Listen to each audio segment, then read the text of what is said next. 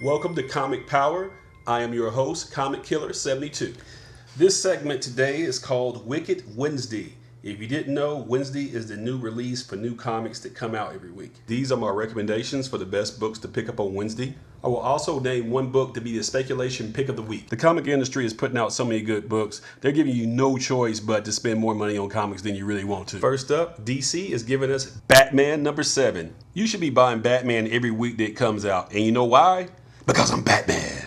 I swear that joke never gets old. This issue guest stars Nightwing and Batwoman, by the way. And they're experimenting with a new artist, Riley Rossmo. Next up is Cyborg #1. This character has always had a cult following, but he's going to get more well known because he's going to appear in the Justice League movie, set to drop in November 2017. His first appearance is in DC Comics Presents #26 back in 1980, along with the new Teen Titans. There's a variant cover for issue #1. It looks like this, which looks outstanding. He's scheduled to have his own solo movie in the year 2020. You also might want to pick up Tales of the Teen Titans #1 from 1982, which tells his origin. Get it now while it's cheap. Next up is Raven #1. Another character that started out as one of the new Teen Titans. Some critics say she's DC's answer to the Scarlet Witch, but I think it's a little deeper than that. Her first appearance is also DC Comics Presents #26. That's a pretty hot book, but it's going to cost you if you want to buy it. In this version, they've aged the character down. You might want to pick up Tales of the Teen Titans #2, which also has her origin in it. Get these Tales of the Teen Titans books while they're cheap. Next up is Harley Quinn #4. This is a new story arc that takes over after she beat the zombies in Coney Island. There's a variant of her and Poison Ivy together that's also pretty hot. Next up is the Trinity #1, which is going to focus on Wonder Woman, Superman, and Batman. If you had to name 4 superheroes for that Mount Rushmore of comics, some people say Captain America, Superman, Batman, and Spider-Man, but I would replace Captain America with Wonder Woman. A lot of that has to do with the Wonder Woman TV show that was played by Linda Carter and played expertly in the 1970s. DC has plenty of other cool heroes. The legacy of DC Comics stands on the shoulders of these 3 icons. If you didn't notice, all 3 of their arch enemies are in Wonder Woman's sword: the Joker, Lex Luthor, and Cheetah. Next up, let's see what Marvel is up to.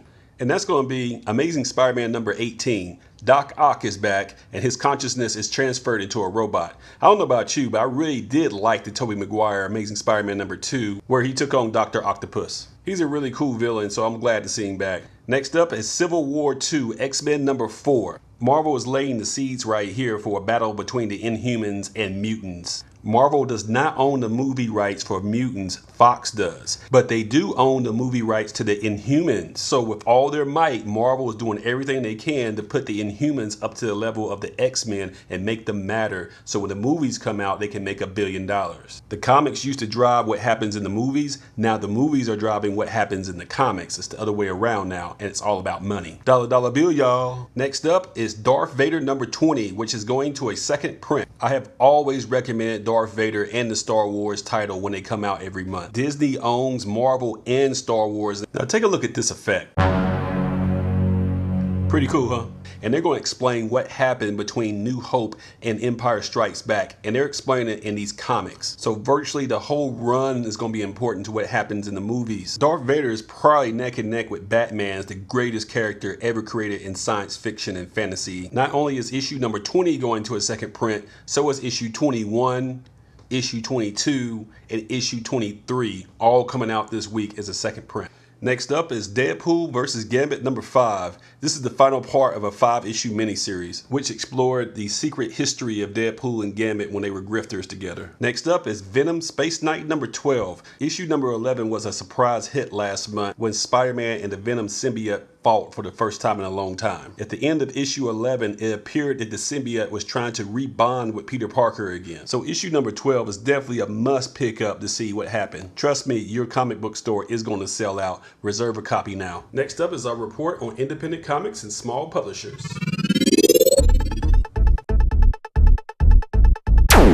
First up is Dark Tales from the Volksverse #1 from American Mythology Productions. This is a collection of short stories and horror tales from Neil Vokes and other horror writers. Next up is Joyride #1 from Boom Studios.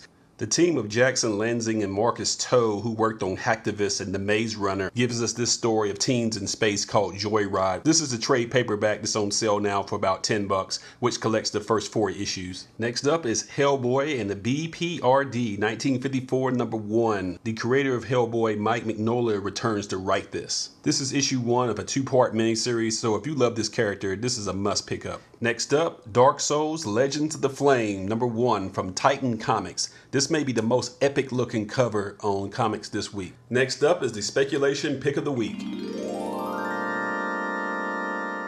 And that's going to be Revolution #1 from IDW Comics. What's going on here is that toy maker Hasbro owns the properties the Transformers, G.I. Joe, Rom Space Knight, and the Micronauts. And they are greedy corporate bastards, so they have every intention of trying to merge this into one universe, similar to what Marvel has done and what DC is trying to do. So as a test run, they've partnered with IDW Comics to try to put them all in a comic book to see how it works. And of course that means variants. My favorite is going to be this Optimus Prime and Scarlet action figure variant. It looks so realistic that non-comic book fans might see this in previews and order it thinking they might actually get this toy. My recommendation on this is a long-term hold because it's going to take forever to get this franchise off the ground for a shared universe. But if and when they do, this will be a key comic to have, so it's worth $4. Don't overpay for the variants because you're going to have this for a while. If you buy it for cover, then it's low risk and potentially high return. Next up, let's see what one of my favorite publishers, Valiant Comics, is up to. First up is Divinity Part 2, which is going to a trade paperback. This collects all 4 issues of the miniseries. I named Divinity 1 the top book of 2015,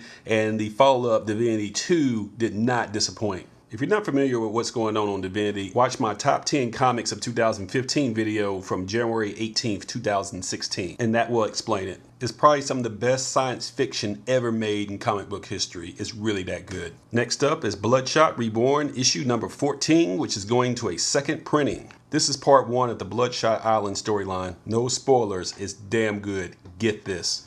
Next up is Britannia, number 1. This story takes place in the year 65 AD, and the Emperor Nero is going to send his hand-picked man to investigate some strangeness going on in that new province. This is part 1 of a 4-part miniseries, and it's a big deal because it's written by Peter Milligan. He's most famous for Shade the Changing Man, X-Force, and of course Hellblazer. I'm sold. New Comic Day is not complete without releases from Image. First up is The Wicked and the Divine, 1831. This is a one-shot and a spin-off from the critically acclaimed series. The premise is that the pagan gods of the past have showed up in modern times and are inhibiting the bodies of young people to influence the public. And these young people become pop stars. In this one-shot, they show what the pagan gods did when they show up in the 19th century. Next up is Snot Girl number 2, which is going to a second printing. I've never recommended this book, but it keeps selling out and going to multiple printings, so they forced me to talk about it. I guess I understand it. It's an expose on the Hollywood artificial lifestyle and people trying to get famous off of social media. I just can't get past the name, I guess. It's the same writer that gave us Scott Pilgrim, so if you like that, you'll probably like this too. Next up is Seven to Eternity, number 1. This is a new comic series from Rick Remender, and this guy really knows how to write a comic book. This feels like Indiana Jones, but with some horror and magic thrown in. And last but not least is Chew, issue number 58. The author promised that it will only be 60 issues, so there are only 3 left, including this one. Like The Walking Dead, it had a very thin print run on issue number 1 and became a cult classic. It has not been turned into another form of media yet, but eventually it will, and this number 1 will continue to have very high prices. But for now, go ahead and get issue 58, 59, and the closing issue number 60, and I'll be a wrap for this. That's about it for today. Thank you for watching Wicked Wednesday, where I review all the new comic books for New Comic Day. Be sure to follow my blog at comicpower.net. On social media, follow me at facebook.com/comicpower.net and comicpower-universe.tumblr.com. And don't forget twitter.com/comicpowersub. I also sell comics on eBay at this link. This is Comic Killer 72 for Comic Power saying bye-bye.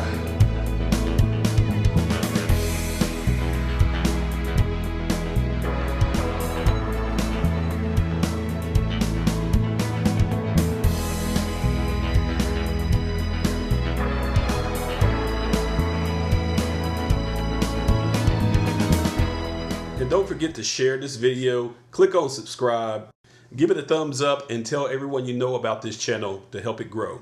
Thank you for your support.